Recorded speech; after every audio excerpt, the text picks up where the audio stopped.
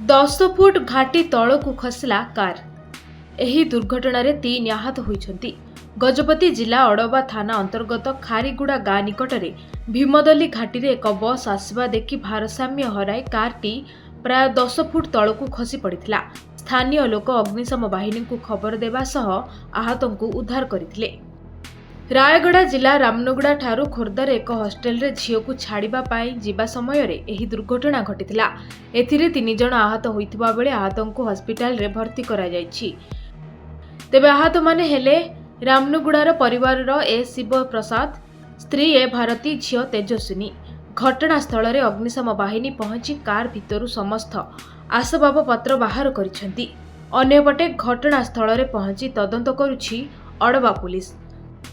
ଗଜପତି ମୋହନାରୁ ମନ୍ମଥ ମିଶ୍ରଙ୍କ ରିପୋର୍ଟ, ଧରିତ୍ରୀ ଲାଇଭ୍।